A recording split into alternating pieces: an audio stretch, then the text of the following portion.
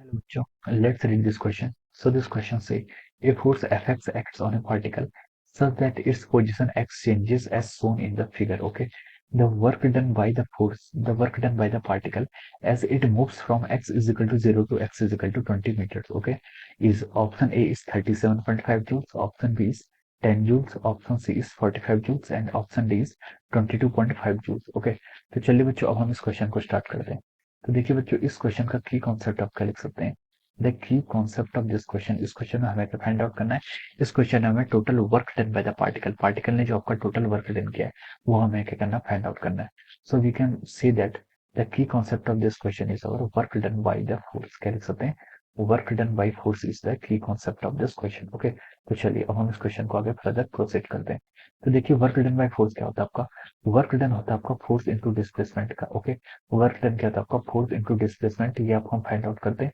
This gives us the work done, ये क्या कहलाता है, आपको वर्क डन देता है। ओके, तो देखिए हम यहाँ पर क्या एज्यूम करेंगे, यहाँ पर हमें फोर्स और डिस्प्लेसमेंट का क्या है, ग्राफ प्लॉट है। ओके, तो देखिए जो फोर्स और डिस्प्लेसमेंट का ग्राफ होता है, अगर इसका area under the curve find out करें, ये आपको क्या देता है, this gives us the work done, ये क्या देगा आपको, वर्क डन देता है। ओके, किसी भी अगर आपका प्लॉट है, अगर आपका प्लॉट का क्या करें, अगर आप क्या करें F x into D x find out करते हैं। ओके, मान लीजिए आपके पास क्या है, इन जनरल कोई प्लॉट है। Okay, this plot is something look like that. Okay, ये आपका आर्बिट्रेरी स्लोप में है। ओके, ये आपका क्या एफ एक्स है, एफ एक्स आपका इस डायरेक्शन में and this is our x. Okay, तो जो यहाँ पर ये ग्राफ होता है इसका हम एरिया फाइंड आउट करेंगे, तो यानी कि F x into D x find out करें। ओके, डी एक्स के आपकी एक छोटी सी स्मॉल स्ट्रिप ले लीजिए। Okay, this small strip is our D x. Okay, अगर आप इसका इंटीग्रेशन कर लेंगे, देखिए ये आपका जीरो से स्टार्ट हो रहा है और किसी point x x x F पर फिनिश हो रहा है, तो हम लिख सकते हैं जीरो से एक्स एफ तक का जो एरिया होगा वो क्या देगा यहाँ पर।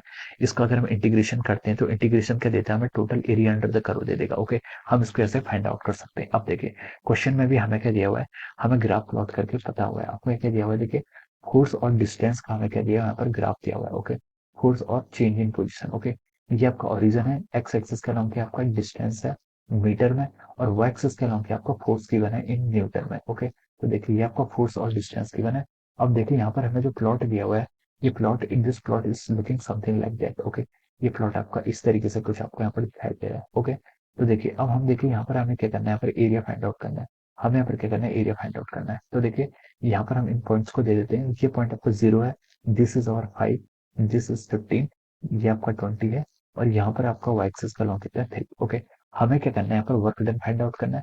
वर्क डन कैसे फाइंड आउट होगा, ये जो एरिया अंडर द कर्व है, जो आपका फोर्स और एक्स का ग्राफ है, इसका एरिया अंडर द कर्व क्या देगा आपको, वर्क डन देता है। ओके, यानी कि अगर हम यहाँ पर इसका area under the curve find out करें, it will give us the total work done by the force. Okay, ये क्या दे देगा आपको, work done by the force दे देगा। ओके, तो हम इसका एरिया फाइंड आउट करते हैं, ये वर्क किसका इक्वल होगा, area of F x versus x graph. Okay, F x versus x graph का एरिया फाइंड आउट करेंगे, ये क्या देगा आपको, वर्क डन दे देगा। ओके, तो देखिए ये जो आपको ज्योमेट्री दिखाई दे रही है, this geometry is a trapezium, ये क्या आपका ट्रेपेजियम है।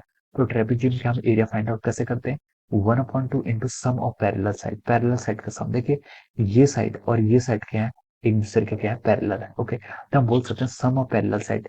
देखिए आपकी जो नीचे है ये वाली लेंथ कितनी है आपकी 20, और जो आपकी ऊपर वाली साइड है उसकी लेंथ देखिए कितनी, 5 से लेकर 15 तक, यानी कि डिफरेंस कितना हो गया आपका, 10 के इक्वल हो गया। Into of its height, height क्या होगी आपकी, ये डिस्टेंस क्या होगी, इसकी हाइट होगी, ये कितनी आपकी 0 से 3 मीटर। ओके, तो हम इसको ऐसे लिख सकते हैं। तो इसको अगर हम सॉल्व करें तो 1/2 इंटू 20 प्लस 10 कितना होता है आपका 30 इंटू 3। ओके, इसको कैलकुलेट करने के बाद आपका आ रहा है कितना, 15 इंटू 3 कितना हो गया आपका 45 जूल्स, कितना हो गया आपका 45 joules. So 45 joules is the area under the curve. ये क्या आपका हुआ, एरिया अंडर द कर्व आ गया, यानी कि हम बोल सकते हैं कि this will be the magnitude of the work done. ये क्या होगा आपका, मैग्नीट्यूड ऑफ वर्क डन होगा। ओके, तो देखिए ये किससे मैच कर रहा है, it is match with the option C, ये क्या कर रहा है आपका, ऑप्शन सी से मैच कर रहा है। तो हम लिख सकते हैं कि option C is the correct answer of this question. क्या हो जाएगा इसका, ऑप्शन सी क्या होगा इस क्वेश्चन का आपका करेक्ट आंसर हो जाएगा। Okay, so this is the answer of this question.